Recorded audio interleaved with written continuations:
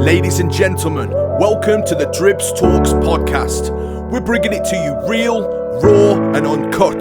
A safe place where we can talk about anything and everything. So like, share and subscribe. But most importantly, keep it locked.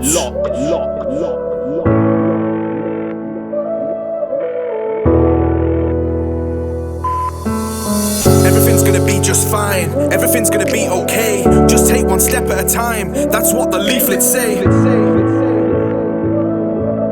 Hi everyone, this is Baby D, and you're listening to the Dribbz Talks Podcast on Spotify and YouTube. Yes, people, welcome back to another episode of Dribbz Talks. I took a short break to recharge and reflect, and I'm excited to be back in the studio doing what I love to do, and that is to learn of other people's journeys through life. And with that, I bring you Kyle Trafford, who's joined me on the show today to raise awareness for a condition called ataxia. Is that how you would pronounce it? Ataxia. Ataxia, I've got it right, okay. That his wife Jess was diagnosed with just after her 32nd birthday in 2021, and a second condition called cervical dystonia that Jess was recently diagnosed with in 2025. Both of these conditions have absolutely turned their life upside down, and Kyle is here as a husband, as a father, to spread awareness of both of these conditions. So with that, Kyle, welcome to the show, mate. Thank you, Dribbz. How you doing? I'm doing okay. Are you ready for this? Because I know that you said that you hadn't really done anything like this before. Never. Yeah, you all right though, yeah? Yeah, I'm here to, obviously here to spread a good message, and yeah, we really appreciate from my wife and I, we really appreciate you're so the support welcome. you've given us. If anything, mate, I appreciate the platform that you chose to do it on. So let's jump straight into it. So firstly, thank you for joining me today. I know that the subjects that we're to discuss today, they're very close to your heart and Jess's heart. But firstly, can you give my listeners a little introduction of who you are and where you're originally from?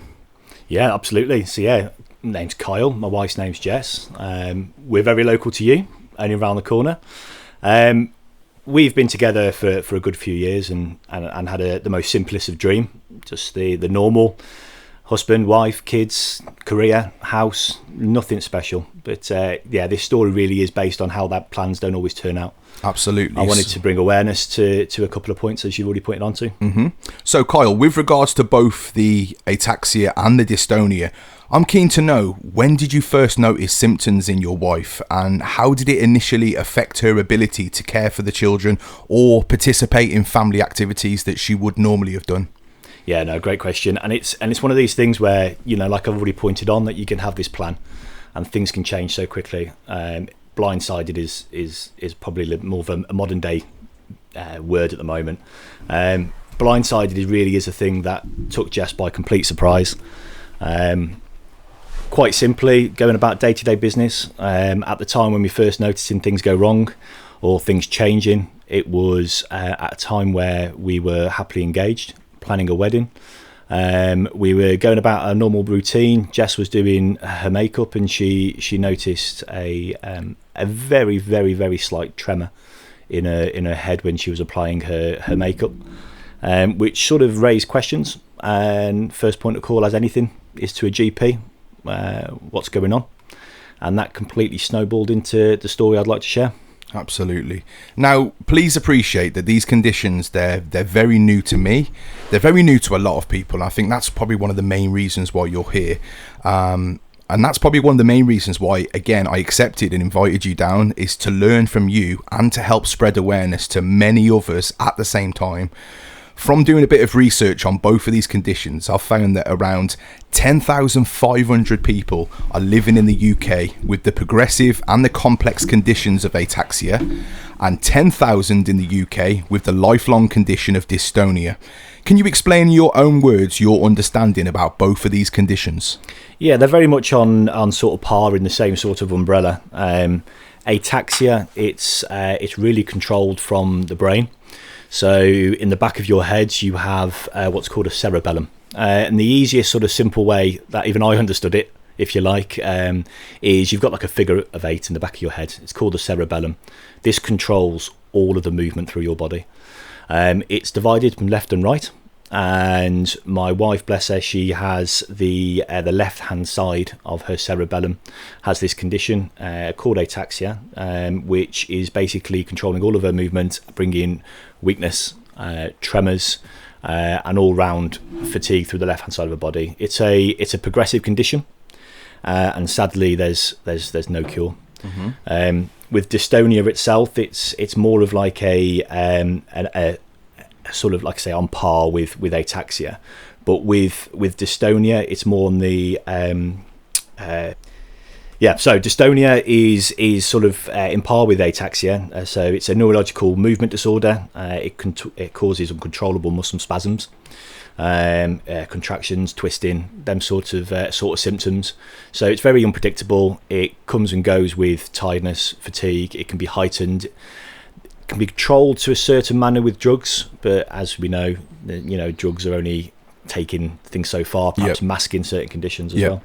Right. So firstly, as much as I'd like to jump into everything related to this cruel condition, because that's exactly what you've come here to talk about, I think it's very important that we don't define Jess by her condition. Absolutely. And we respect the individual that she is and the life that she's led up until her diagnosis. So with that, Kyle, can you describe what life was like for you and Jess before she was diagnosed with ataxia? Yeah, absolutely. Funny story actually, because Jess and I actually went to senior school together in 2005. She was the nerd and I was the sort of, well, we used to call them trainees back in the day, the sort of under the radar kind of kids who just sort of kept about their own business. But I knew Jess, could never forget her prefect tie, top button done up on the shirt, blazer all nicely pressed and washed, hair in a ponytail, going about that I've always called her a nerd back in the day. But yeah, and it's so funny how we'd gone away and did our own lives after school, and sort of 17 years I think it was later, 12 years maybe, I'm trying to do the maths has never been my strong point at school, but so many years later we've gone about our lives and we've come back together again, and it was an easy introduction. There was, when we started dating, I went through a failed marriage, and Jess and I, it was so easy of there was no what's your name, where'd you come from, that sort of thing. It was very easy to have a social drink, and we just completely hit it off, reminiscent of the school years.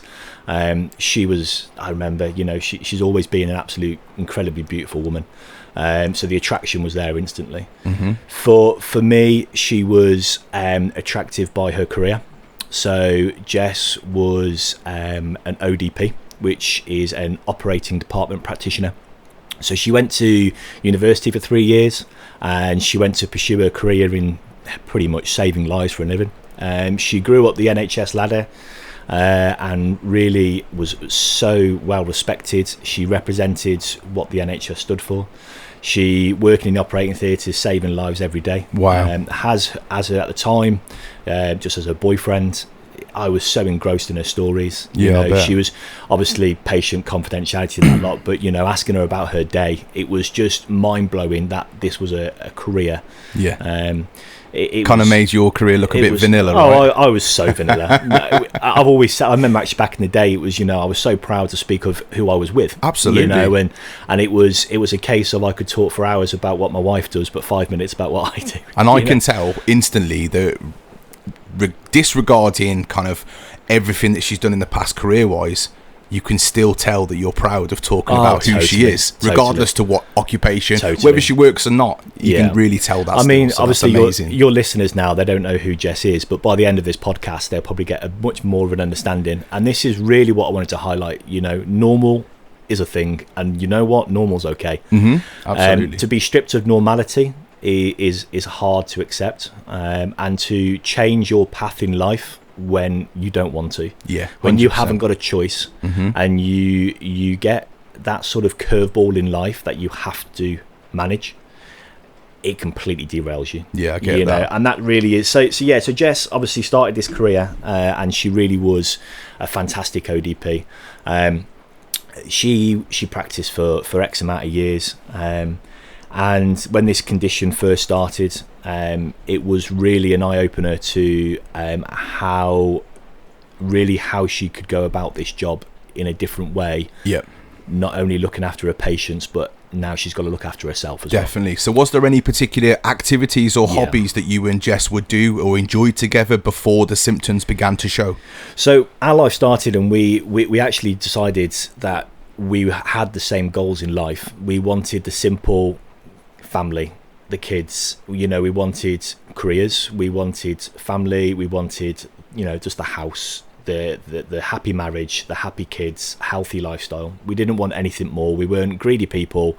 So really our connection was what we wanted. Now, because at this time we were of an age where, okay, if we want to get married and we want to have kids, what are we going to do? How are we going to do this in order? So we moved very quickly on getting married, and that was something that we both agreed on, that if we don't get married before kids take over your world. Yes, so absolutely. I was very quick to propose, and actually we got married in Mexico. Absolutely beautiful. Nice, man. Beautiful wedding. Oh, it was a wedding of dreams. Love that. It was on the beach, white sands. Love that. A memory that will never go away. Definitely. How would you describe your relationship with Jess before the challenges of ataxia started affecting both of your lives? Oh, we were in dreamland. We were instantly happy together. We started this life together, and we were just happy having that working lifestyle, connecting together back at home in a way where it just felt so natural, so warming, so relaxed, and just, I keep using the word normal. We were happy with normal. Yeah. There's nothing wrong with that. And that's what we shouldn't take for granted. Not as at all. Normal people.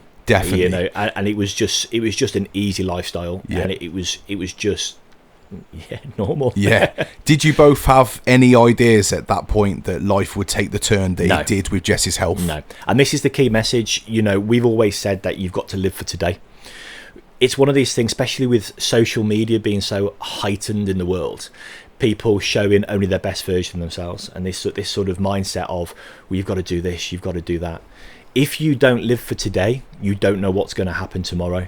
And this, I've already sort of threw the word blindsided out there, which is a youthful sort of word. I get what it means. And it's not just in being blindsided in love and stuff like that. It's blindsided in life. Definitely. This came out of completely the left wing. And it was just one of those things where at first it was, I've got what's that? Never heard of it.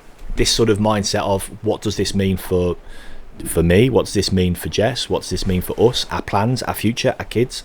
And it's one of those things where if you don't sort of stop and go, right, I'm here now, I'm here in this present, I'm here in this today, then you're going to waste your life. Yeah. No, I totally agree. We learned that a lot later. Yeah. Everyone's humane. You get involved in the wrong things. You get, judgmental. You can be, influenced on social media. You can have opinions on things that really don't matter. So to be absorbed in your own little bubble, your own little circle, that's what was most important for us at this time, where we had to go, right, our life's changing here now. There's more to this story in terms of how we got to the point of diagnosis. But at that time, you just want to be swallowed up. Yeah. You want to just go, well, okay, this sounds a bit serious. Our life, these plans that we had, are these going to happen? But we stuck together. Yeah. And it's one of these things where if we're looking at the story backwards, we've got through a hell of a lot.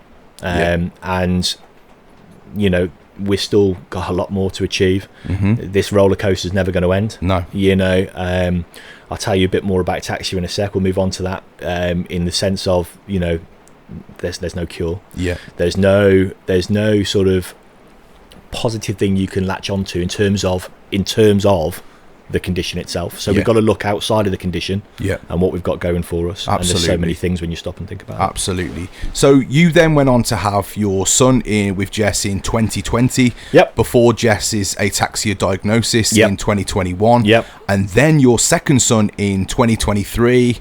Second son with Jess, in 2023. Yep. Was there a noticeable difference in Jess's health from prior to being diagnosed and having your first child to being diagnosed and having your second child 2 years later on? Yeah. So it's important to highlight that ataxia is a progressive condition. So right at the very start, symptoms were minor. The diagnosis going back a little bit, our plan was always to get married and have 2 children. Jess wanted 2 children. She made that very clear when we were dating. I've always been a proud father, and I've always wanted to have more children. And to sort of start that life with Jess of having the 2 children, we got married quickly, and for us, we wanted to get married and try for a baby very quickly. So at the time of getting sort of planning the wedding and whatnot, and this condition came about, for us it was still an ultimate goal that doesn't matter, we'll deal with whatever this condition is, we're still having baby number 1. So the pregnancy had its complications in terms of controlled drugs that every woman sort of goes through with the sort of iron levels and this and that. So it was skeptical over what this condition brought to a reaction with certain drugs, or what she can and can't do. Health, obviously, we start to understand that fatigue was a thing, with the muscle side of the condition. But ultimately, I mean, we could sit here and talk for hours, I suppose. Ultimately, baby number 1 was all good. It was a natural delivery. She did absolutely incredible, and I speak for all the dads and moms out there that have babies. It's a beautiful thing. Absolutely. I don't think people quite understand until they have these children that it's just something else. It's hard to put even into words. It is, and you have to go through that. Yeah, it's a beautiful thing, and Jess has always been put on this earth to be a mother. Mm-hmm. She is the most loving, she's the most caring, selfless individual that I could ever explain. I've never ever met anybody who would always, what's the saying, I give you my last Rolo. This woman would give you the whole packet. You know what I mean? She's that kind of woman that always puts herself last. Do you know what? That's exactly the same with my wife. I've been together with my wife for almost 21 years now. I applaud Childhood sweethearts, man. And same thing. The amount of times I say, put yourself before others, but she doesn't. She puts everyone else before herself. But isn't that your job as a husband, right? As a husband, your job is to put your wife and your children first. But when your wife is there putting the children first, you're there to care for your wife. Absolutely. So she has that kind of, she's a fantastic mother, and she is always reminded of how much of a fantastic wife she is as well. So I think we have different roles, as most married people do with young children, and probably a bit stereotypical, isn't it, of the mother with the kids, and the husband, the working, the looking after the woman, very stereotypical. But for her, she's a natural mother, and it brings me so much pride when instant connection during a pandemic, by the way, where we were trying to get a diagnosis. She was going through so many vigorous tests, scans, MRI scans. So originally it was actually considered as a tumour. Okay, so when she first started having these very small symptoms of this, let's call it a shake. What is a tremor? Mm-hmm. A tremor is muscle spasms. Mm-hmm. Okay, so it can be seen as shaking of the body. It could be in your head, your hands, your legs, all this sort of stuff. So we arranged with the GP. GP referred us to New Cross Wolverhampton Hospital. There's a specialist centre there for neurological conditions. Their sort of take on it was, okay, this could be very serious. In a pandemic, rushed her through to have MRI scans, thinking that there was a tremor in the brain. So that was scary, man. And you're thinking in the middle of a pandemic where she can't have a husband holding her hand. She had to do this on her own. Jeez. Okay.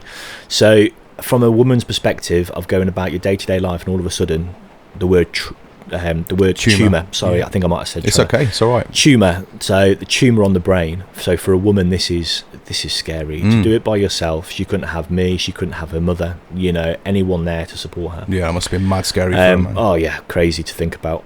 So from that point, it was, okay, we can rule out tumour, but there's something there. What is it? Yeah. So she got referred to Sheffield, Royal Hallamshire Hospital. So in Sheffield, they specialise in this condition called ataxia. So we're going down a different route now. So that's when we first got introduced to ataxia. Okay, mixed feelings. We can put tumour to one side, thank God. Most people know what a tumour is. We did. So that was kind of that mindset of, okay, maybe this isn't as bad as we first feel, but we still don't know what ataxia is. And that's when we started to learn about ataxia, and we were back and forth to Sheffield pretty much every other week, test after test, appointment after appointment. When we learned about ataxia, it was, okay, still a neurological condition. That's when we learned about the cerebellum, which I've already touched base on. At that point, we learned it was progressive. So when she officially got diagnosed, after we had baby number 1, the diagnosis came with, okay, it's progressive. At that time, I would never forget the professor, okay, the specialist, he's a professor. The professor turned around and said, 10 years. Now, at first, 10 years what? 10 years to live? 10 years left on this world? 10 years till what?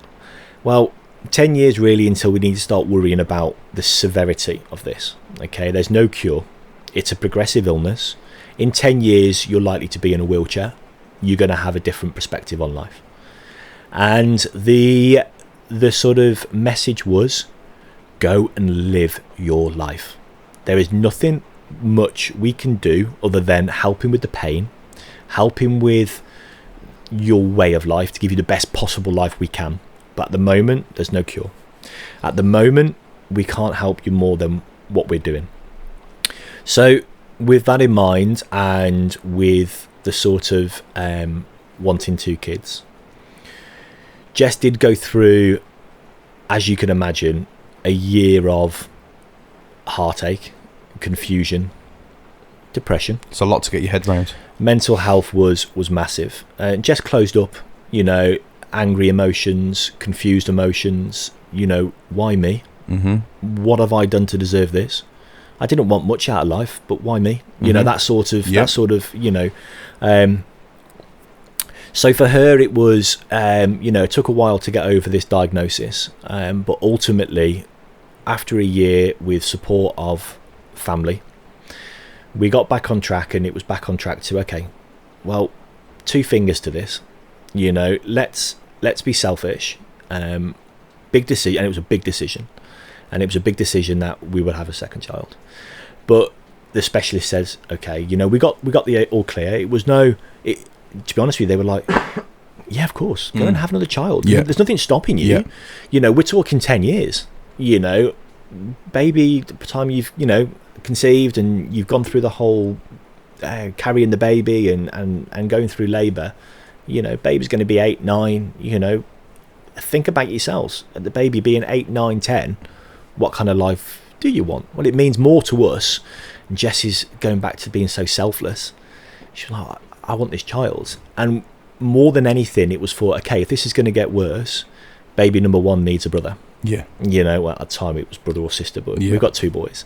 And that kind of touched me a little bit in the sense of, yeah, you're right. To go through this, we need to be a family and we need to do it together.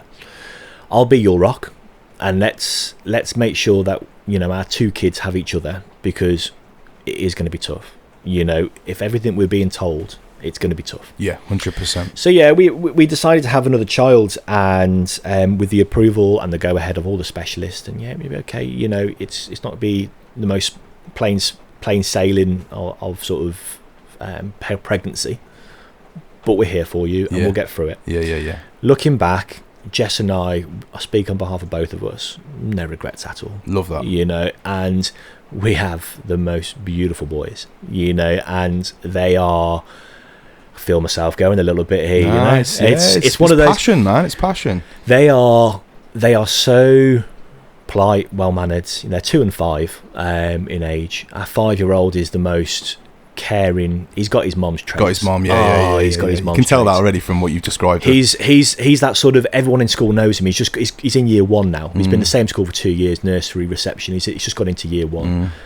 Everyone in that school knows him. He'll go up to anybody and just be the most kindest, caring person. He's got his mom's traits, and when I see Jess in him, it makes me so proud. 100%. Now, a question that I will try to be as sensitive as I can, and I totally understand if you may feel that this is kind of your business and you may not wish to share this, because let's face it, this isn't, as much as it feels like just a conversation between the 2 of us, this will be going out, and I do have a lot of listeners from around the world. All good, mate. Did the conversations arise regarding the super rare conditions and the risk of your children inheriting this? Yeah. This is again the peace of mind that we have from the specialists. ataxia is unheard of, mainly because of how rare it is. So maybe not as rare as the statistics tell us, but for us, the chance of our kids, we got told, was 2.5 million to 1, something crazy like that. All right. So for us, the way ataxia works is that both parents have to have it. Okay. No, I take that back. You can edit that out. That's wrong. Mm-hmm. It's so rare of a condition. You got to have something from parent number 1, something from parent number 2, and then between that, there's an even still a slim chance of any child. So we got so many reassurances from specialists, doctors, professors. Great. If you want kids, there's no worry at all. Great. Okay, this is so rare.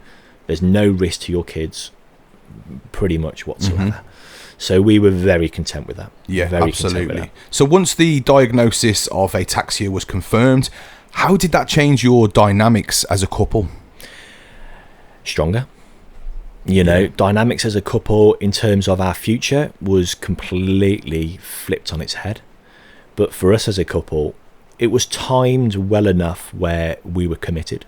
Me as a man, I love this woman no matter what life brings. Mm-hmm.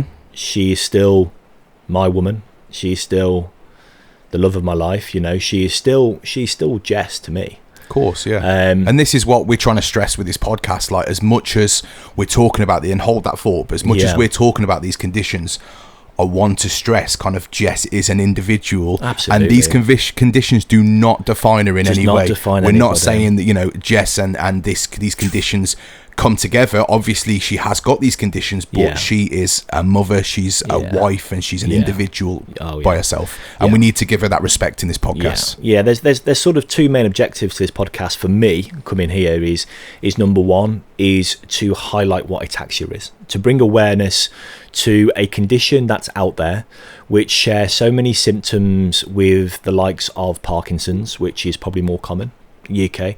And point number two for me is bringing awareness to the symptoms that can let these individuals live their life without being judged. And I don't speak for everybody. I don't speak that everyone's judgmental. Yeah, tell me more about that. Go into that.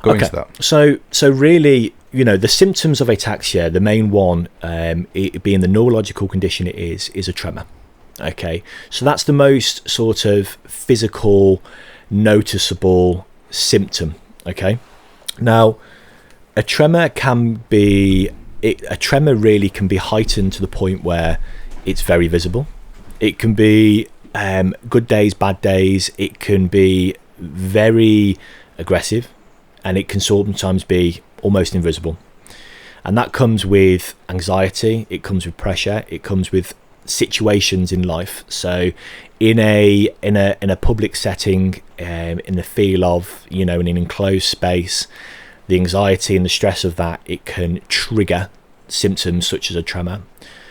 I must admit, being a human, as we all are, I actually didn't really know what a tremor was. I certainly didn't know what ataxia was. So educating people is important. This is an educational message, if anything, because my wife wants to go and live the life that she does without feeling people staring, being judgmental.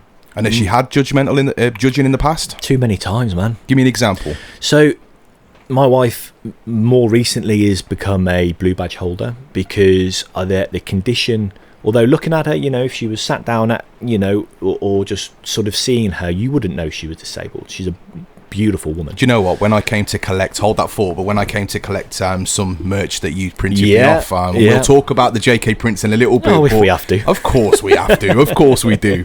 But when I came to collect that, and you give me a bit of a brief kind of introduction about your wife, and is that when you were wearing the Birmingham City top? Yeah, it might have been.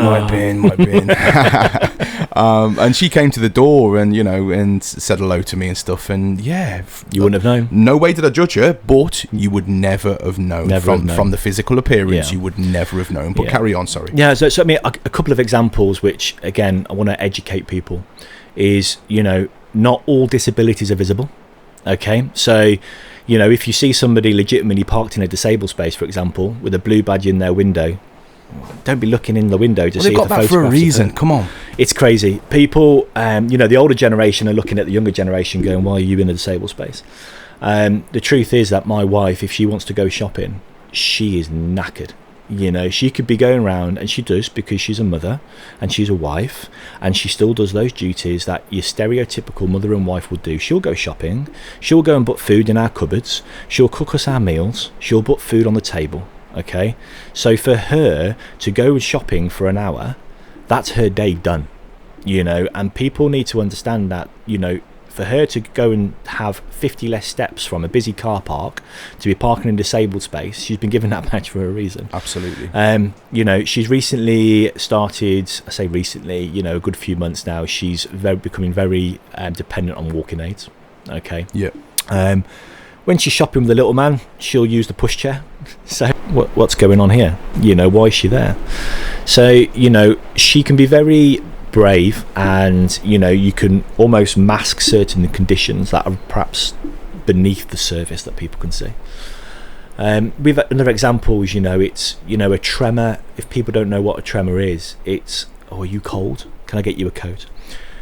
One of the sort of more serious sides of it is having conversations and people think that she's annoyed, angry, she's shaking her head, you know, she's disagreeing, or don't you think so?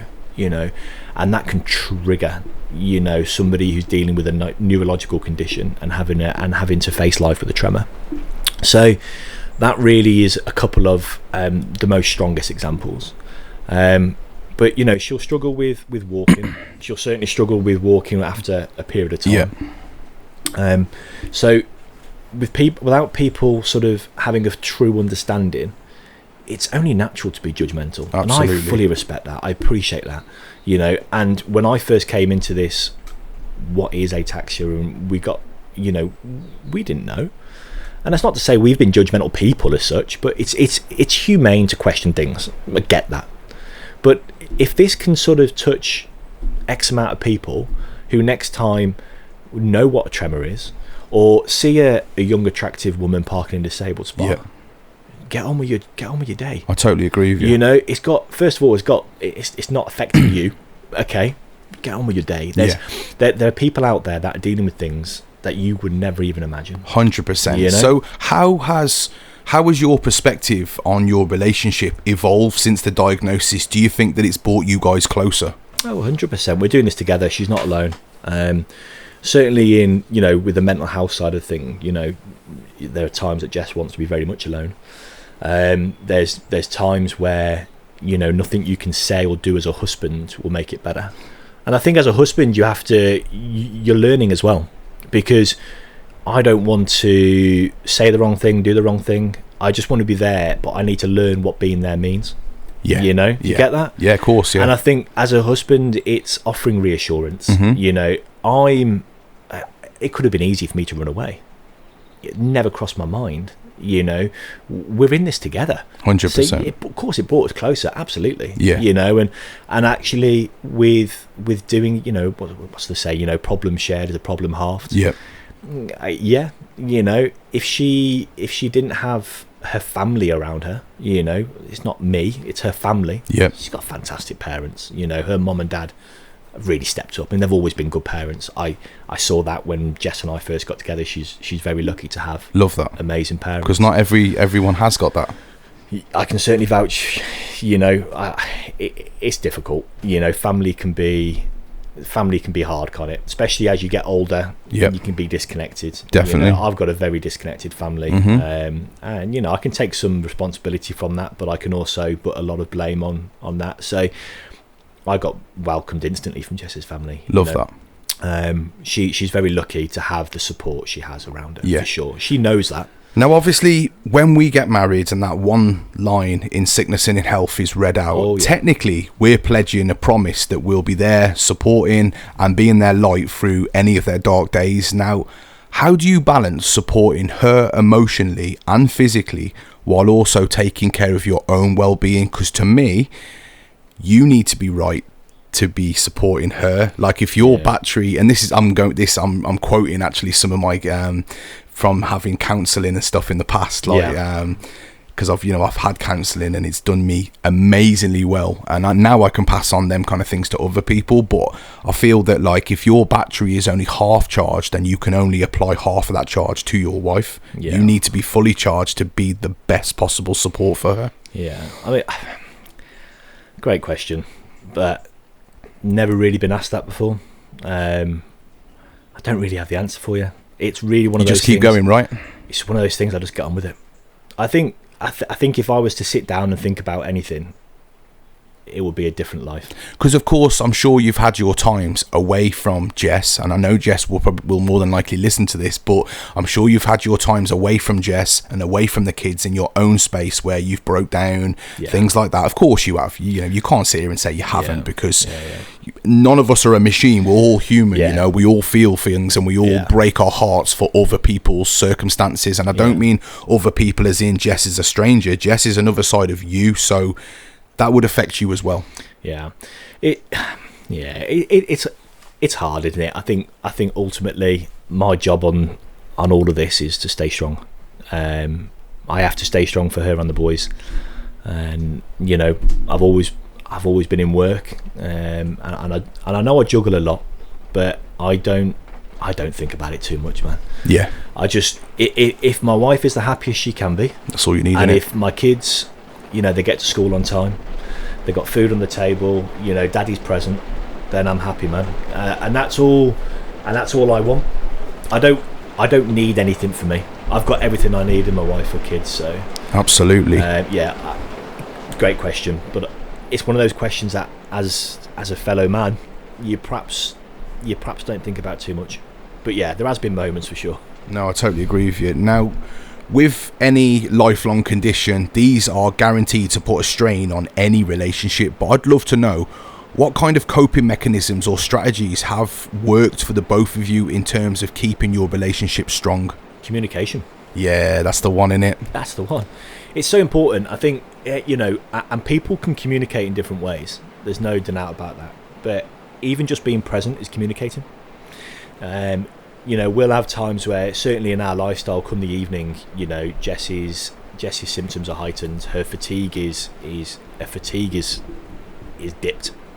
So even just sitting watching Netflix and chill, man, But even if it's just sitting there with her, knowing that you're there for her, goes a long way. Definitely. But communication's so important.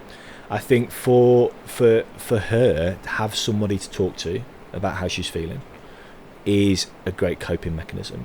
If you keep it locked up inside, it will haunt you. True. We, as anybody, you have day-to-day challenges, time, children, we just do it all together. What keeps us going is strong communication. Everyone's marriage is hard work. Communication's key though, man. And Jess will tell you I'm a nightmare to live with. My wife will tell you the same. But that's part of our job. Of course it is. Part of our job is to annoy the shit out of our wives. It is. Absolutely. So obviously, with anything in life these days, having a smile even at the toughest times, and I know that's easier said than done. It can make all the difference. But what role does humour or joy play in your lives now, despite the challenges that she faces with ataxia? It's hard, isn't it? Don't get me wrong, we have times where it's really hard to smile, and it's really hard to look at life and go, what is there to smile about? But without our children, they're the ones that bring us our joy. So we connect with our children. We do a hell of a lot memory making. We're members at Chester Zoo. We've got great relationships with Huzu through the printing business. Love that. So our kids love animals. They are animals. I call them two little monkeys. So they're at home at the zoo. But our kids love animals. So we do lots of adventures. It's just perhaps a bit different to what most people can imagine. With my wife's fatigue. So perhaps in a place where nobody knows her, she'll be more dependent on things like walking aids. We just take it easy. We'll have lots of sit down breaks, coffee breaks. Mummy might go and sit down for a little bit while Daddy takes the reins. Yeah, of course. Yeah. But we're just all about making memories. You Yeah. know, Jess absolutely loves the seaside. That's our happy place. We'll go for little drives and day trips. Yeah. We go on holiday every year. We work hard, and as every other normal person out there, we put money away. We're paying off holidays to make sure that we've got a holiday every year to look forward to. Absolutely, yeah. For me, yeah. to give my wife something to look forward to gives her strength. Yeah, 100%. So she knows now we've got a holiday booked for next year. We're working hard to pay for that. It's on the calendar. She's got a goal. Yeah, it's visually there. She can see it. Yeah. I get that. I get that. So lots of smiles with lots of effort. Yeah. But then nobody, obviously, friends, family, that sort of thing, would only see that side to her. Not many people get to see Jess come evening time. Yes. When it's completely different. She's doing her utmost best to get to the end of the day. Yeah. And ultimately, it's where the support gets heightened. Yeah, 100%. Conversations are different. Mental health can take over when you're not feeling strong, where you haven't got the energy to smile. You're in a different state of mind, and that's usually come the evening times where she's absolutely knackered. But it's my job to remind her of why she's knackered. Yeah. We've just gone and had an amazing day. Yeah, exactly. We've made some memories. We're always taking photographs, and that sort of thing to make those memories. Yeah, no, most definitely. I totally understand. When people are going through like these kind of things, I think it's so important that others are able to relate at times and take comfort in the fact that they're not alone in how they may be feeling. So with that, what advice would you give to other couples who are going through similar experiences with chronic illnesses or disabilities? Yeah. In relation to the last question about communication, it's so important. Don't really try and pull out what you can to work on. Not going to say pull out any positives, because a lot of these situations, a lot of these times, there's no positives to take at first look. But if you can pull out some positive and just take it face on. Sometimes you can dwell on the choices you haven't got. Yeah. And forget about the choices that you can make. Yeah. So with Jess in particular, her choice after a big battle with mental health and with the challenges of why me? Why did I do to deserve this? It's flipping that on its head and going, okay, if I've got 10 years, I'm wasting my time not getting out of bed in the morning. Absolutely. I'm wasting my time being in this state of mind where I don't want to be here anymore. So my advice to people is look at it in a different way. Yeah. If you've got something that you can't do anything about, you can't control, go and do something with the things that you can control. My wife has children. She has a husband. She has today. At the moment, we know she has tomorrow. Go and live your life, man. 100%. Go and make memories and go and be as happy as you can. Yeah, 100%. So from speaking to many different people who care for their wives, their husbands and other family members, I'm interested to know, Kyle, how has the role of caregiver shaped your daily life and routines? Good question. We can't just go and do what we want to do. And that's what, again, can be taken for granted in the normal world. Okay? With my work, I can't just drop everything like a hat. I've got responsibility. Yeah. So in terms of shaping our lives, it's a day-to-day kind of lifestyle. Okay. We have to work together as a team. We have to juggle 2 children and that sort of lifestyle. But in terms of shaping our lives, we can't plan too far ahead. With this condition, it's progressive. So when we look back over the last 2 or 3 years, the rate it's progressed is scary.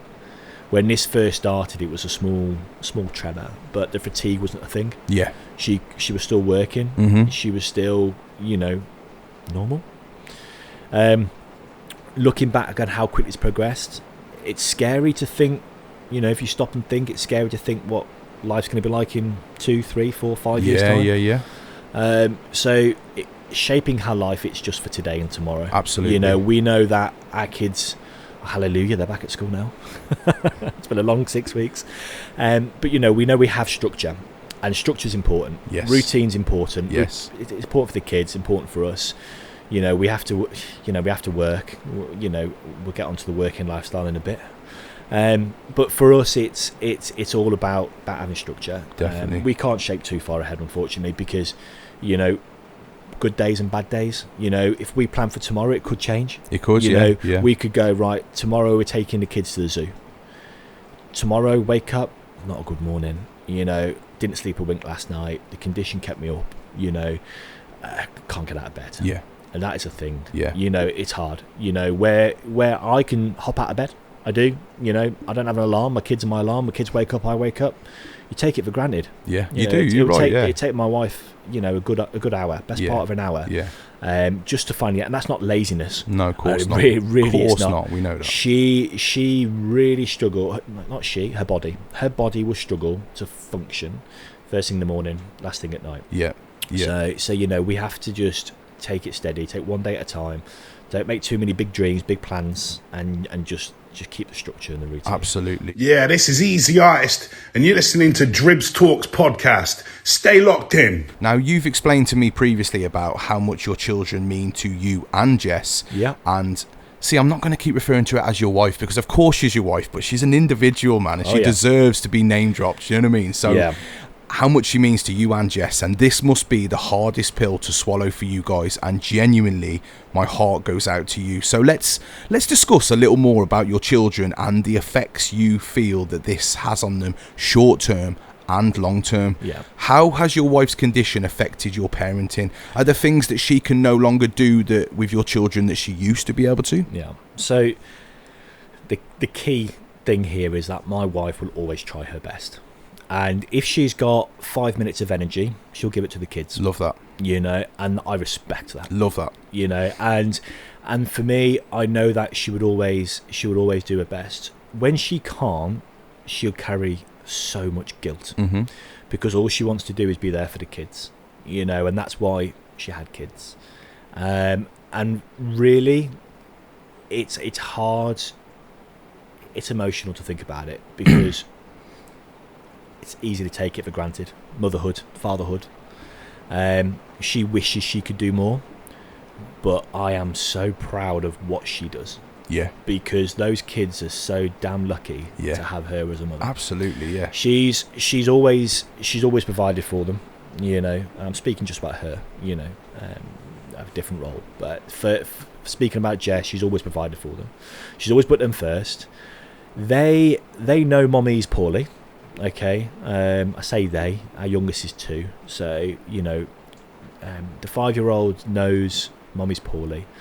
He knows. This is, sorry to interrupt you, but this is my next question. Like, have you explained ataxia to your children, and what do they understand about their mother's condition? So not specifically of ataxia and what ataxia is, but ultimately it's about, well, mommy can't do this, mommy can't do that, or if mommy has to go down for an afternoon nap, it's because mommy's not feeling too good. I suppose because of their age. If they were a lot older, you might be able to sit them down and explain to them. Give it a few more years. We certainly want to be transparent. Absolutely. Don't forget that. I can't remember if I've spoken about it, but we have to go to Sheffield pretty much every other month. You haven't spoke about that. Do you want to drop that one in? Yeah, so the Specialist Centre for Ataxia, this neurological condition, is based in Sheffield. It's actually Sheffield and London. Sheffield's much easier for us. I say easier.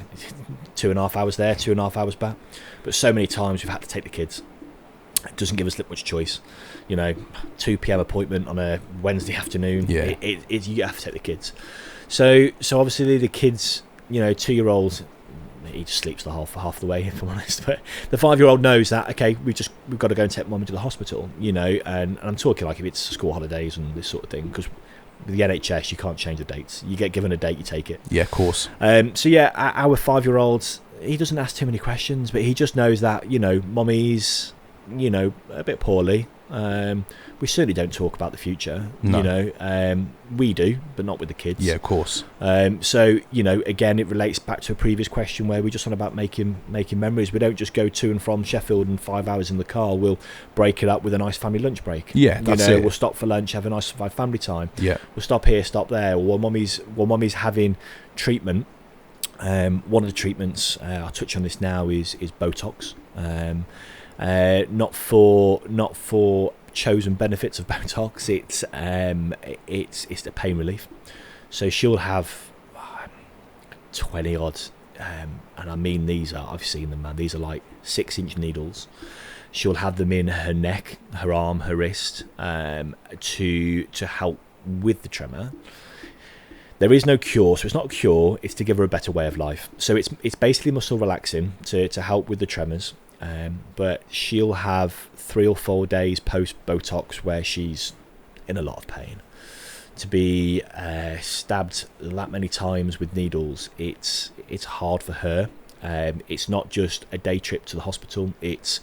You have to plan this in. You have to plan this in with my work, with her family. Her mom and dad will often take her if they can. They're always helping out, bless them. And we're so thankful for it. But we have to know that, it's going to be 2, 3, 4 days, sometimes a week after she had a Botox, every 10 weeks. Yeah. That she can't lift the kids. She really can't move too much. She's in a lot of pain. She's very tired from that pain. You imagine constantly having tremors through your body. My wife has, left-sided weakness, so she'll have tremors in her head, her arm, in her legs, down to her feet. You imagine that going through your body 24/7. That really shakes you. I can't imagine it, mate. Can't imagine it. That is hard. Yeah. So she gets tired quick. She fatigue's a thing. So add Botox to that, where you're dealing with that pain as well. It's just something we have to plan for. Absolutely. So the kids know about it. The kids are very accepting of it. They're beautiful kids. They just, is mummy okay? Yeah, we'll help mummy. We make a game of it. Yeah. Jack, I sort of say to him, our oldest, it's, we need your help. I need you to be a big boy today. Come out, Daddy. We're gonna look after mummy. Yeah. If I take the little one to nursery, and he'll get into bed with mummy in the morning because mummy's not quite ready to have that energy yet. Jackson, go with mummy and just look after mummy for me. And he's such a good lad. It's really, really good lad. But for him, it's just his way of life. Absolutely, yeah. Now, obviously, in certain situations, children can be amazing at times. So, are there any particular moments where you've noticed that your children are showing quite a grown-up understanding of their mom's condition in quite a mature way, or have they surprised you with their compassion? My kids are always surprising me. They are very well, I keep saying they. I think the youngest being 2, but our 5-year-old, he's always very compassionate. He'll hold mummy's hand in a way that he doesn't pull her or run off. He's there to help mummy walk. Mummy is very aware that perhaps it's hard for people to accept a 36-year-old woman with a walking stick. So she'll do her very best to perhaps do the school run, which is not far from where we live. So she'll perhaps sometimes do a school run, knowing that Jackson's there to hold her hand. Yeah. And the fact that it's more of a case of he knows that he's there to help mummy. Yes. When mummy needs to go shopping, it's you're on trolley duty. You push that trolley around and help mummy and that sort of thing. So he knows that mummy needs help, and he's always like a mummy's boy. Love that. He'll do anything to help mummy, and he's very understanding of it. Yeah, I love that. It's beautiful to see as well. I'm so proud of him. All right. So now we've explored a little bit about ataxia. I'm keen to look into the second condition that Jess was diagnosed with more recently in 2025, and that is cervical dystonia. Now, cervical dystonia can cause physical pain and involuntary muscle contractions. How has it affected your relationship with your wife? How do you both maintain your emotional connection through this challenge? It's very difficult. It's for us. We've come into a stage of our life now where the most important part is happiness. So in terms of emotional connection, for us, it's just being there for each other. Yeah. You know, for us, it's one of those ones where with dystonia, it's another condition that won't go away.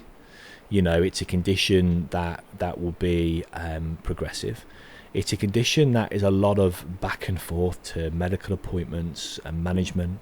You know, my wife absolutely rattles with medication. You know, it's ridiculous. You know, so just making sure that she's on top of those controlled drugs. Do them two? Sorry to interrupt you. Do them two conditions normally go hand in hand, or was it just completely random that she got them too? Yeah. So normally, it's a good question. I'm not too scientifically sure on the answer to that. Originally, back at the start, it was testing for dystonia. And I think ataxia is more of a specific form under the same umbrella. Okay. So, you know, ataxia is where I spoke about the cerebellum in the brain, so the neurological condition. So ataxia is neurological. Dystonia is, like I say, is like the muscle spasms and that sort of heightened fatigue, muscle weakness. It's the condition that will put you in a wheelchair because your body really struggles with the normal of tasks. Yeah. You know, so... I don't know about how common it is and about them coming hand in hand. Okay. But we're talking about the same umbrella. Absolutely. There is so many different forms of ataxia. Yeah. Jess is one of 12 in the UK with this specific condition, which is polar 3A. It's a genetic form. So very, very rare. And this is why it's hard for her to have people to relate to, because it's so specific. Yeah, of course. There are an ataxia support group out there. Shout out to the ataxia support group. Hey. They're really good. So they'll meet up once a quarter, and it's not even, it's perhaps, so there's people there are affected by ataxia as well. So it may be people who are a carer for somebody with ataxia. So you'd be able to attend that, or yeah, I've been to a couple. Yeah. Normally, it's my job is to stay at home with the kids. Yeah, of course. Let her have some time to herself. And it's good. It's 2 hours. It's coffee, cake, bit of lunch, whatever. Yeah. But it's a safe place. Of course, man. Yeah, because of course.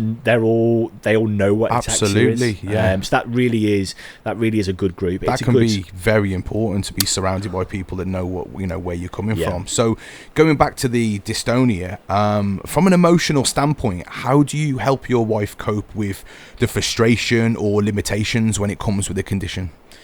Just knowing that I'm there for her, you know, and I think it's hard because I've mentioned it about the carrying the guilt. My wife will like nothing more than put the kids to bed, get a babysitter, and go out for a nice date night, watching a movie or whatever. That is something that has been stripped of our lives. So we make the most of the situation that we've got. We'll perhaps do things in the day as opposed to the evening because we can't. So you basically just find alternative ways to still enjoy your life. I get it. If you love each other, you find a way. Of course, man. As that. If you got 2 choices. You either be defeated or you look at it positively and go and get something that's a win. Love that. So for us, we find those little wins, and at the end of the day, quite often we'd get into bed and we would discuss what wins we've achieved. Yeah, you know, and it could be the most stupidest things to somebody else. Mm-hmm. To us, it means a lot. Mm-hmm. And I think for me, when I can see that my wife's having a bad day or she's perhaps just defeated, we pull out those little wins because they are there. Getting out of bed's a win. Yeah, of course. Taking your kids to school's a win. Of course. Putting food in the cupboards is a win. Mm-hmm. Getting some work done is a win. Things that people without these conditions take for granted because they just do them. Do you know what I mean? They just do them and don't think about them. So, I totally understand. So looking to healthcare and treatment, cervical dystonia can be difficult to diagnose and treat from the research that I've been doing. Can you share some of your experience in seeking medical help or finding the right treatment for your wife with this? Yeah, it's very generic treatment. It's pain relief effectively, but on a controlled drug level. You know, so it's not just paracetamol. You know, she'll have to have controlled drugs to manage. The help and support is out there, although, you know, always going to be very grateful. We have an amazing NHS system, don't we? You know, we do. I know people are too quick to moan about it, but trust me, I agree with you on that. We are lucky when you go to different countries and you realise just how good we've got it over here. Again, and I think, unfortunately, it takes you to go through a life where you need the NHS and you rely on the NHS, then you start to see inside, you start to see behind the scenes, and you start to see, actually, we're very, very lucky. She'll have therapy every week, every 2 weeks. She'll have she's made great connections with local GP to help with her and her mindset and stuff. So there is help and support out there. However, not as much as perhaps choice would give you. Yeah. So we all want more help. We always want someone to talk to all the time and every day about certain things. But so it's there. 100%. Yeah. But it could be better. Yeah. It could be more. And I think because it's so hard for those dealing with it to perhaps talk about, being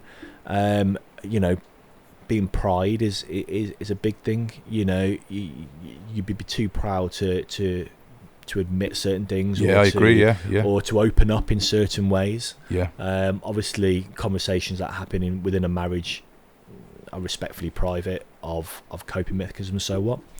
So yeah, it's a tough one. There could always be more support, couldn't there? Definitely. But it could always be worse. Definitely. How do you support your wife when she feels down or frustrated with the limitations that cervical dystonia imposes on her life? Again, it's just communication, isn't it? You know, it's just reassuring that I'm here. I'm not going anywhere. We're doing this together. So yeah, I don't know. It's whatever she might say. I like to think that I'm a rock. I try to be. That's my goal. No, I'm sure you are, man. Just to be there for her as much as I can. I don't have the answers for her. I can't tell her, and I won't lie to her that it's all going to be okay. Mm-hmm. I think if I was to have that attitude, the respect is gone. Yes, because all you're doing is telling her what you think she wants to hear. Then. Yeah, I get that. And if anything, she comes to her husband for honesty. Yeah, man, of course. If she might say, "Oh, is my tremor bad today?" Yeah, let's just take a minute. Let's just calm down a little bit. Okay. So yeah, it's one of those where she perhaps turns to me, and my role for her is honesty, communication, perhaps knowing when to hold her hand, knowing when to put my arm around her, and that just perhaps comes natural. Yeah, no, I'm sure it does. Yeah. What do you wish that other people understood about living with cervical dystonia, both from the perspective of the person with the condition and the caregiver like yourself? Sorry, mate, I was sidetracked then thinking. No, it's fine. Can you repeat that question? Of course I can. Yeah. So, what do you wish that other people would understand about these conditions? I suppose it would be. I mean, would it fall under with the dystonia as it's not a physical kind of appearance of a disability, because I guess it is in a way when you've got the twitch and things like that. Yeah, I think it's more of the what's beneath the skin. I think it's more of what people have to deal with. Don't be quick to judge. Just give people a break. We're all human. We're all trying our best. And I think it's one of those where certain symptoms, certain conditions aren't so visible. Yes.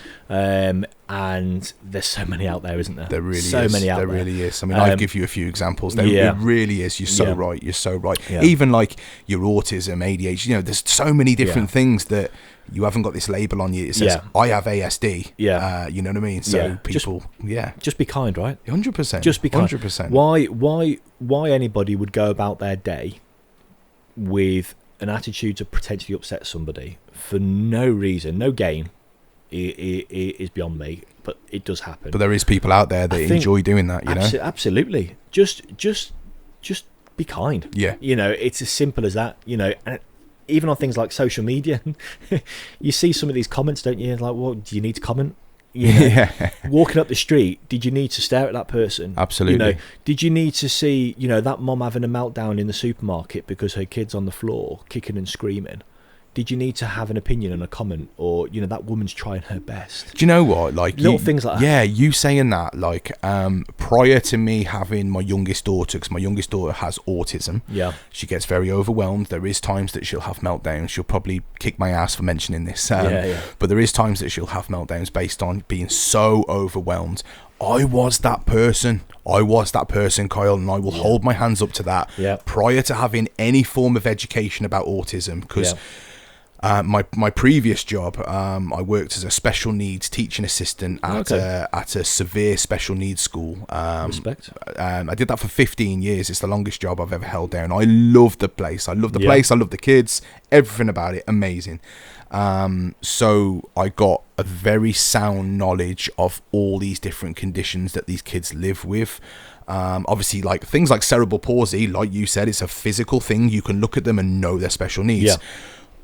Other children at that, at this particular place had like your autism and very severe autism, but didn't actually present physically as if they had a special needs. And I was that person, Kyle, that would be in the shop and go, "Oh, why are they letting their kid roll around screaming like that? Oh, what are they doing that for?" Letting them. This is it. Letting them. Exactly. Yeah. So until I worked at that place, got the sound knowledge, and not only that, then I had my own child who came to be diagnosed with autism. Yeah. I then understood then, and it totally kind of changed my perception of everything. And when I do see them childs, in the supermarket, I don't look like the elderly. I've heard them. Yeah. Oh, it's down to the parenting. Oh, if parents did this, they let them get away with too much stuff. Well, hang on a minute. They might have autism. Yeah. Something that you don't know, because just slow down a little bit, right? Yeah, don't be man. so quick to judge. Don't be so quick to have an opinion on something. Just slow down a little bit. Yeah. We're all trying our best, right? Exactly. Is there anything that you would recommend to someone who might just be starting their journey navigating with a loved one?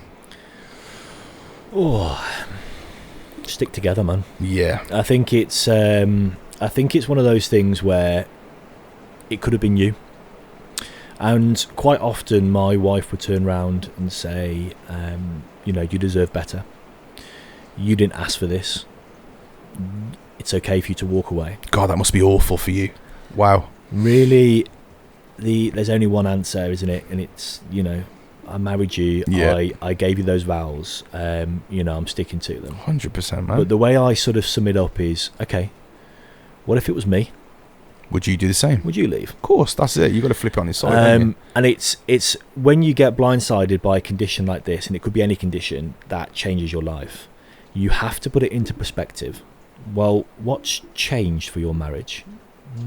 Nothing. Yeah, still the same person. Of course, man. Yeah. And you could get hit by a bus tomorrow. You could be paralysed. Would you still be happily married in the same way, and that deep connection, that deep love? You marry somebody because you've got that deep connection. Absolutely. Right? Illness doesn't change anything. Nah, man. And that's why it's a vow. Yeah. Through sickness and in health. Exactly. Bro. Exactly that. So, but I say that lightly because I can appreciate how that's hard for her to accept. That, why is he still here? Yeah. And I think maybe we would probably say the same. Maybe you would say the same comments to her if it was the other way around. Completely. Do you know what I mean? The advice to anybody who's perhaps starting a journey, anything like this, is just stick together. Yeah. And if you're perhaps in my position, just remember that it could be you. Yeah. And you may not know what to do. You may not know what to say, but being present says a lot. Yeah, 100%. Don't run away. Yeah. Just battle together. Yeah, because strength in pairs is the biggest strength. Yeah, I love that. Yeah, I love that. That's definitely quoted the podcast, man. 100%. 100%. How do you... I haven't even wrote that down either. That was in the head. How do you maintain hope and optimism even when things get difficult? Because it must be hard to keep that hope and optimism up. It must be. Let's be honest. Oh God, and it is because we know there's no cure, and perhaps as we're coming to an end, it brings us to the charity that I'd like to try and help bring awareness to, which is Ataxia UK. It's knowing that there's no cure. Okay, doesn't give completely the confidence that things are going to get better, does it? No. But there is a charity out there which is Ataxia UK, which are raising as much money as they can, doing as much research as they can to find a cure. Mm-hmm. So it does give you that little bit of hope. Yeah. Okay, so you keep fighting in the sense of, okay, it's not looking great, is it? No. And I always think, sorry to interrupt you, definitely hold that thought. I always think that, we don't know in 10 years, Kyle, what medication's going to be out there. Absolutely. Do you know what I mean? So we do know that things are a lot more advanced in America. Okay, so there is a drug that's being trialled, I believe, if I get this scientifically correct, there is a drug that's being trialled for very similar symptoms within Parkinson's. Wow, okay. Okay, so whether or not it can be classed as a cure, there's things that are available or being researched on to give a better way of life. Okay, my wife had DBS surgery last year. DBS stands for deep brain stimulation. So she had very major brain surgery, and it was a decision that she had, yes or no, to take it. It was it's a surgery to give her a better way of life. So my wife will have a dozen electrodes that run from the front of her brain to the back of her brain, and attached with like what can be explained as like a pacemaker device that's buried in her abdomen. So what this does is sending, let me talk to you in basic terms, electric shocks for the brain to help stimulate the brain to reduce the tremor. Okay, so to give it that better way of life as a physical appearance. Now that surgery was massive. You know, to say goodbye to the woman that you love, to go and have brain surgery, and the hope that she's going to come back to me and the kids was incredible. Jeez, yeah. She did. It went well. She'll very much have to have a moment in time where the battery in this device will run out. And when it does, and when you see that this device isn't working, it kind of gives you the concept that actually this is doing something and it's masking a hell of a lot.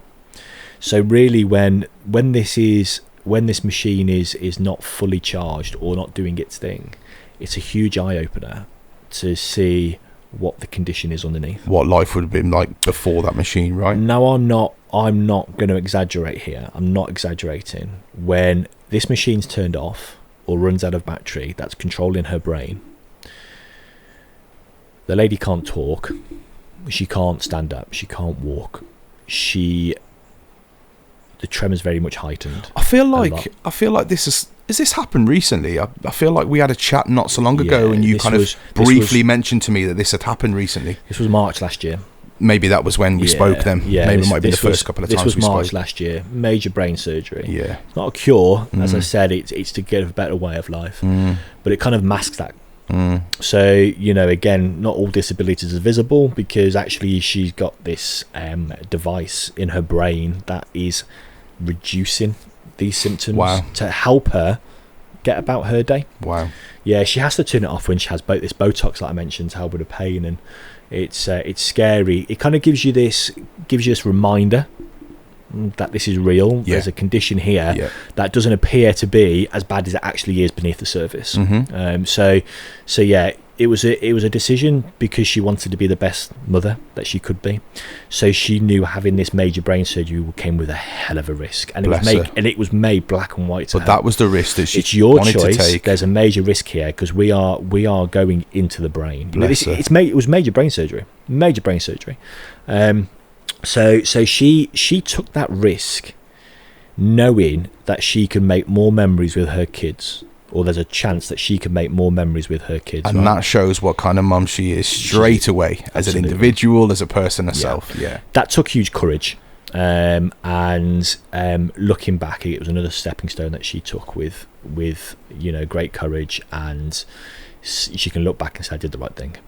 She's amazing. And again, putting the kids forward at first, because she knew that it would just mean that she can have a better way of life for her children, for her kids. So she still has to go back to Sheffield again to have this programmed and updated and this and that. It's a lot of back and forth, but yeah, if anybody is in the ataxia world and starting this specifically for ataxia, do a bit of research on deep brain stimulation surgery. Make your own mind. I'm not going to sit here and say do it, because it becomes with a lot of risk. Do your research first.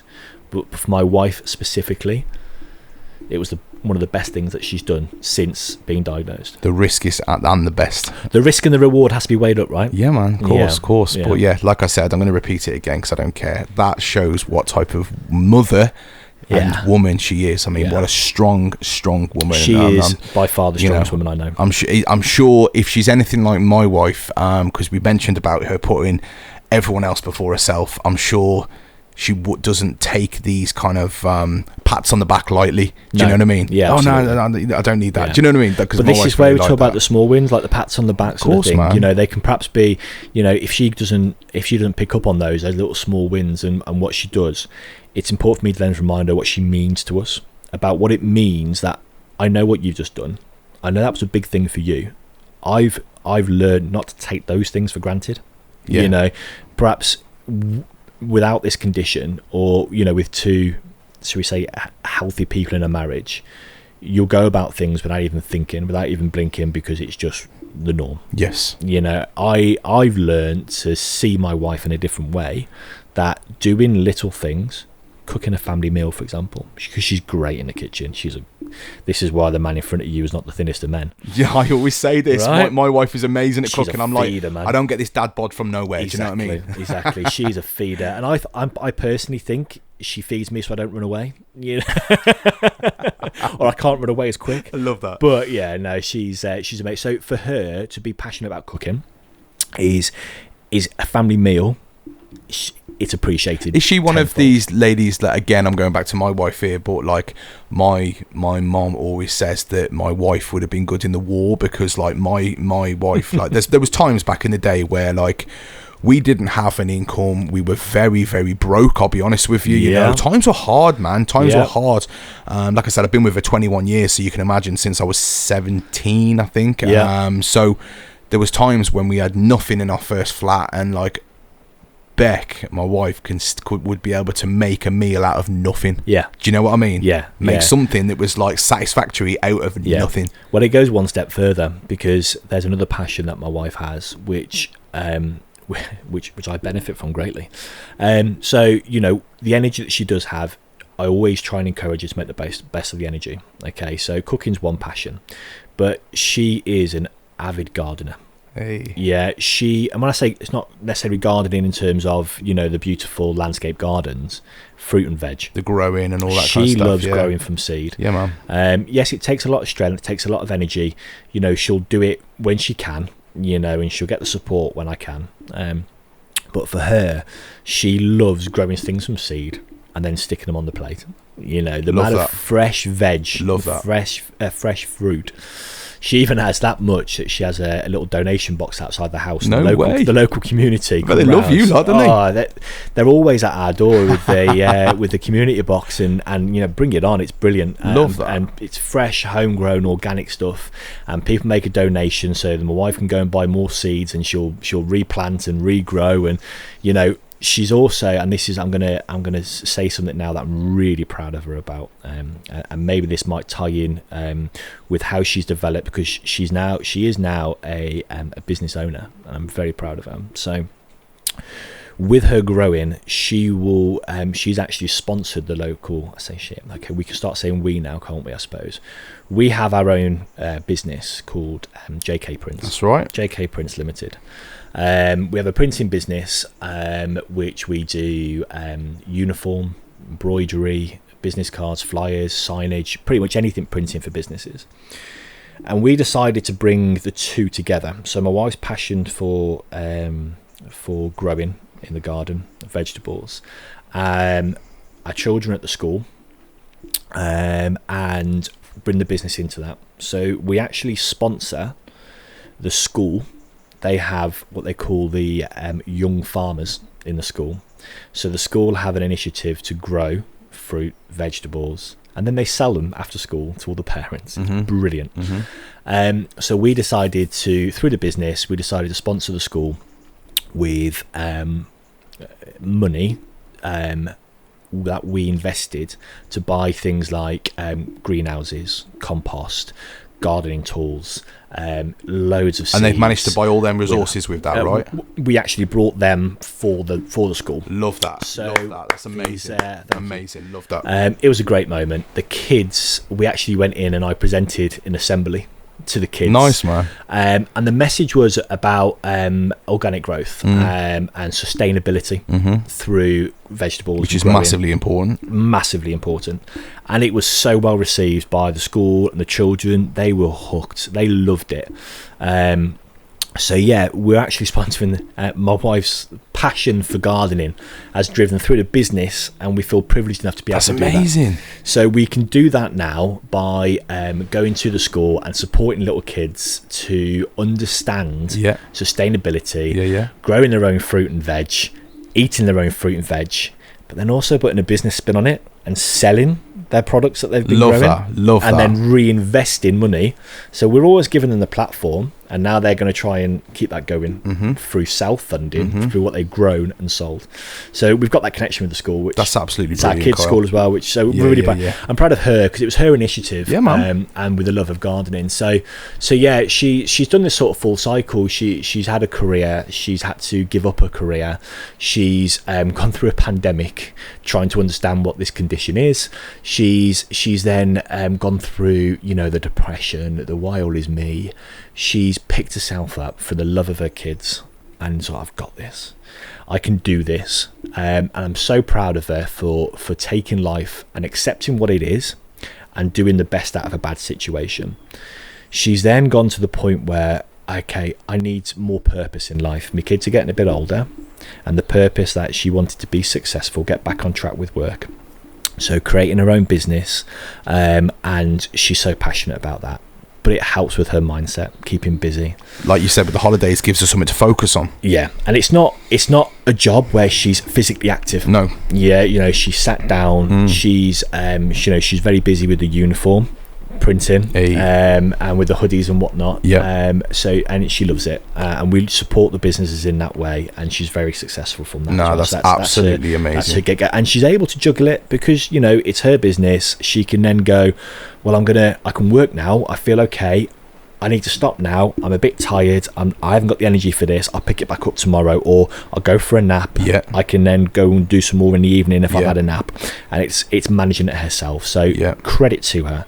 She's a fantastic individual. She's so strong. She's so courageous. She's absolutely beautiful, and she's just amazing. And what a lady for your children to look up to role model, take morals from, everything, man. Role model, honestly, that's so moving on from this then, Kyle, and firstly I want to take the time to say a huge thank you for sharing these personal thoughts and experiences that you and Jess regularly go through. I know you can talk the talk, I know you can, but it takes a lot to talk about these topics. Do you know what I mean? It really does. Like, you could probably sit here and talk about printing for hours and hours on ends, but when it comes to something so intimate and personal, like, I respect you for it, Kyle. I respect you for it, but I also equally understand the importance of raising awareness, and with the many listeners I get in the world, and I have people that come on my show and go, I'll put my story out, but I don't think anyone's going to relate, and then I send them a screenshot of a message that I've had on the YouTube channel to say, oh my God, I'm going through this. I didn't think anyone else was. And I always say, Kyle, if you can make a difference to one person, job done. Can I just say? Of course you can. Go for it. People suffer in silence. You don't need to. Yes. And if people will relate to this. In some way.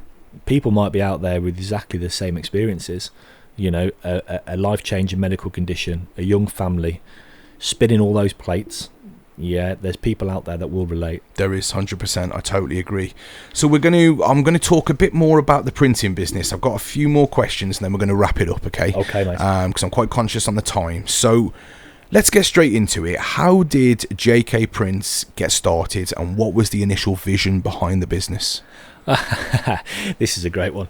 Well, a great one if you like what you're gonna like the printing side of it. But we actually started in the pandemic. It was actually my wife had a body shop business, so she was a body shop representative.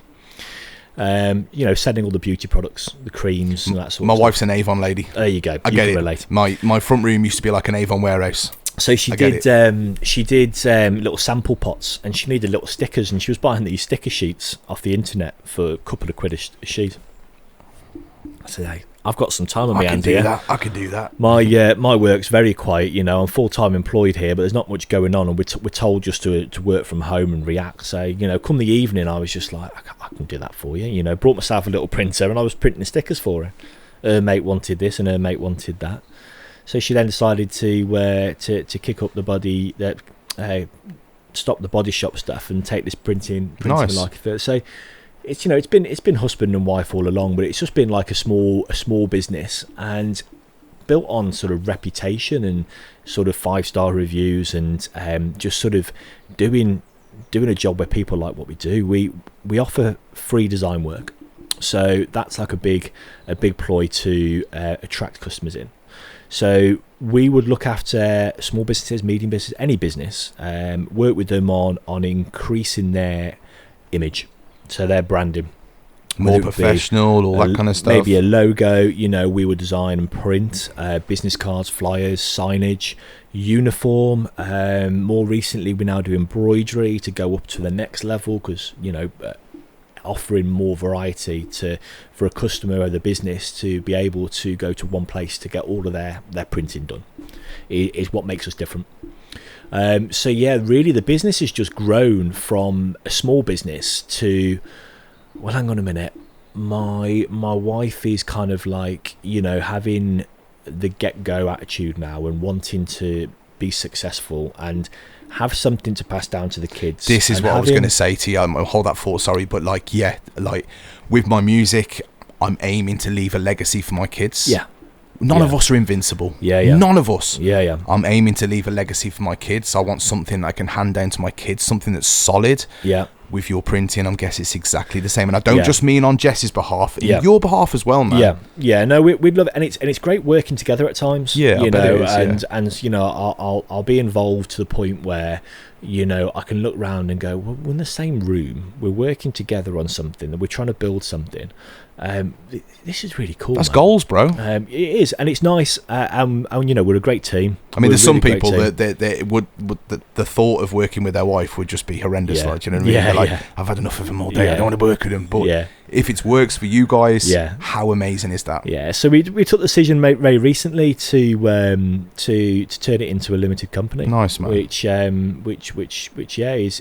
a great decision. It's getting stronger and stronger, and I'm hoping one day, you know, maybe I could even, you know, get fully on board with her, and go down from 2 jobs to 1 job myself. Exactly. But, you know, if you're listening and we can help, you can help with that. I must say, and I'm not just saying this because you're here, I've dealt with JK Prints quite a few times now, and the service is second to none. Like you said, a big thing with me is I've got every idea in my head, but I'm not very technically minded to design something on a computer or paperwork, because a lot of the printing companies go, have you got the image? And all they want is to do that final piece of printing. Yeah, we take full ownership. You guys, when you offer that service of, we can design this for you, and I know there's times when you've designed something and I've said, well, can I just change that bit? And you're like, absolutely no problem. That's it. And it's just been a breeze. So what we do is we listen, you know, and we try and take a spin of what you've already got and try and keep maybe it might be the same colours, the same fonts, the same sort of attitude to your brand, and we would take ownership and then deliver design proofs. So we say, right, this is what we're thinking, what do you think? Honest feedback welcome. Change this, change that. It might be, love it, print it. We won't print anything until you're 100% happy. Because for us, putting the work in the early stages means that we've built that relationship. Okay, we've got ownership now of, not ownership as in you can't have it, but ownership as in we can change this, change that within the design. We can then change it to a size where it's got a print for a business card or a massive sign that's going on the front of your shop, or it's got to go into embroidery for your uniform. We have ownership in that level. Amazing. Where we can then service all of your printing requirements. Yeah. Design proofs go back and forth till you're 100% happy before we absolutely print anything. Yeah.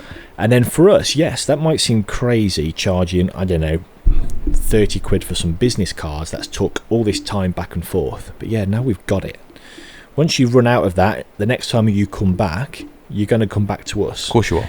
So we've then building that portfolio of customers, those relationships, not just locally, nationally. Okay, so we would ship anywhere nationally. Everything can be done WhatsApp, email, Messenger. Yeah, that's it. Remote, we can have it's the convenience of it all, it's man. Easy. It's the convenience of it we all. can exchange it all. It is, and we've, you look on our Facebook reviews, Google reviews, we've got over 100 5-star reviews. Come on. Because big up. Hey, you got to own that one. Come on. It's because and they're all based on two things. It's the communication and the servicing side of it, but also the quality of our products. Absolutely. We don't claim to be the cheapest, although we have been told our pricing is incredible. Our business cards are actually cheaper than Vistaprint. Wow. Can I name drop them? Of course you can. Do it. It's all good. People like anything goes on this just channel. Go on Vistaprint. You go on Vistaprint, you've got to design it yourself, and I tell you now, the quality's not as good. But the price See, is better. with the business cards that you guys did me, you did me a batch of business cards, and mate, I mean, you probably printed me about thousands, but I've only got a quarter of them left. I've probably got about 100 left at maximum. I have pounding them out, and the quality is good, right? Honestly, the amount of comments that I've had when I've put it into people's hands and they've gone, they Yeah, feel as good as they look. And that was the quote that you said Yeah. to me after you'd printed them. You dropped me a message and went, they feel as good as they look. Yeah, and I've had that's it. so many people say the same thing. Yeah. Do you know And what I mean? that's and we take that throughout the business. We want to build a business based on reputation. The reputation being, this is good stuff. And also, if you get a good service off a company, guys, and I am talking to all my listeners out there, if you get a good service off a company, tell other people, because drop them a share, drop them a like on Facebook. You might not think that goes a long way, but trust me, with the algorithms that we all try and fight online and all that kind of stuff, if you just pass it, share it, it goes a long way for a company, man. Hell of a long way. So what's been your most efficient method of marketing with JK Prints and attracting new clients? Is it word of mouth? It's completely word of mouth. Amazing. Don't get me wrong, yes, we share images online and we tag people. That is really good. So if you're a business, be active on social media. Don't go to the point where you're paying for marketing ads and social media. It's a waste of money. If you do a good job and that customer is happy and they tell one person, and that one person tells the next person, tells the next person. That's it. That is how your business goes. Businesses can grow organically by doing a good job. We always ask our customers, well, if you are happy, can you tag on post and share it? Because you're then sharing to an audience that we don't know of. Yeah. So it's growing that way. If you just concentrate on believing in what you do a good job, your business will grow. That's it. And my wife's always said, you get those customers that come and go, oh, can you discount this? Can you discount that? Well, if we discount it, we're losing money. We don't get discount off our suppliers for a paper, card, clothing. No, of course not. We will not use things like Fruit of the Loom for our t-shirts and stuff, because you'll wash them 3 or 4 times and the colour's faded. Yeah.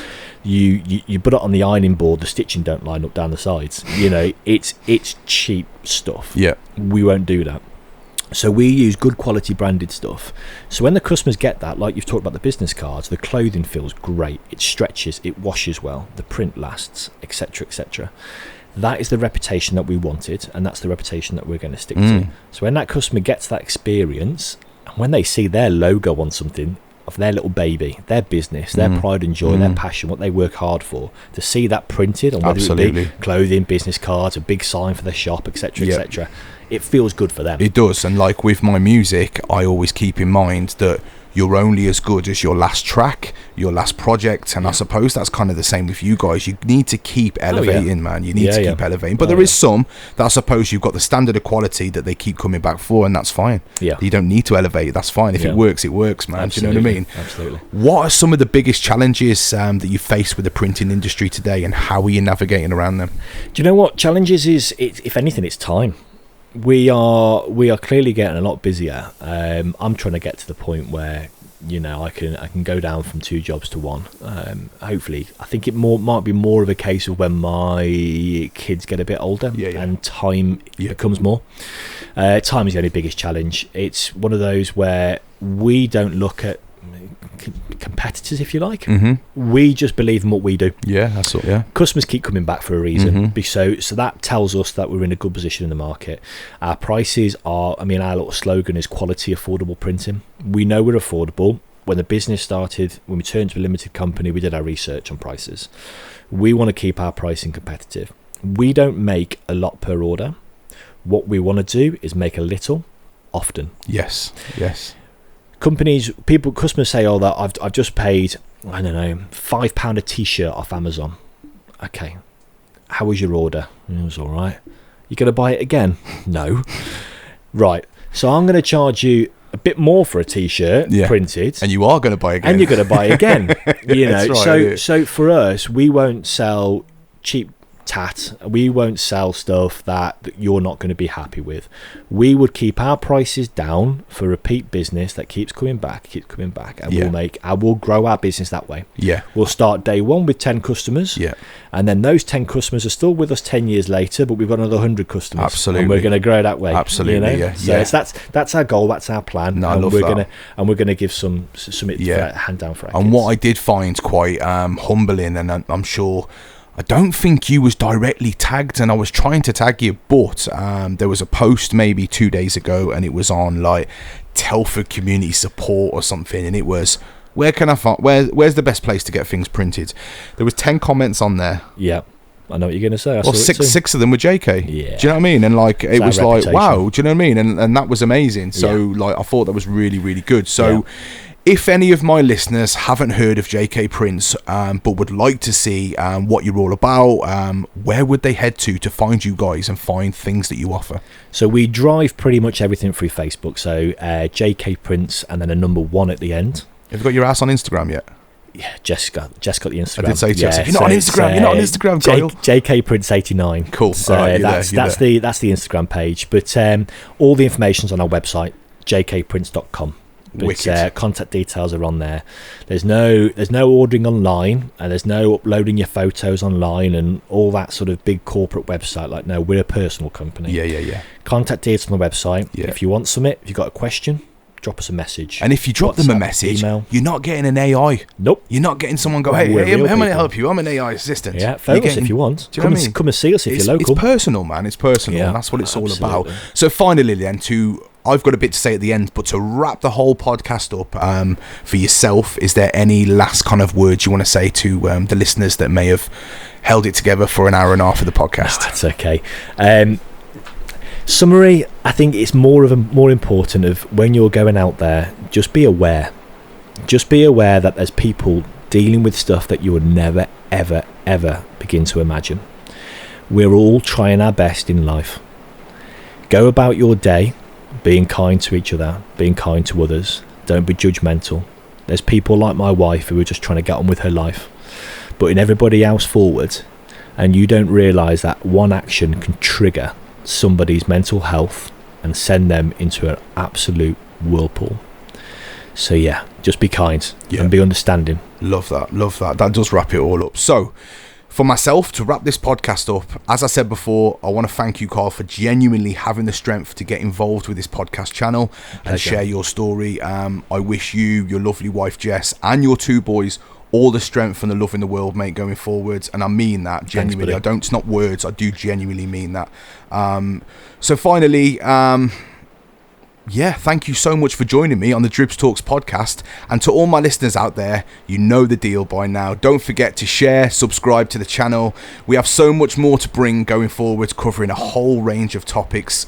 I've took the time off to recharge, and I'm back with fresh ideas and fresh content, and I promise you that. So to all my listeners, have a blessed day, take care, and keep it locked. Ladies and gentlemen, welcome to the Dribbz Talks podcast. We're bringing it to you real, raw and uncut.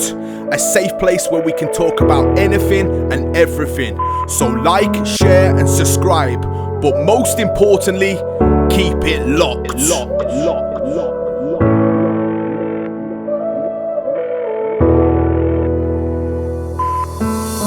Everything's gonna be just fine. Everything's gonna be okay. Just take one step at a time. That's what the leaflets say.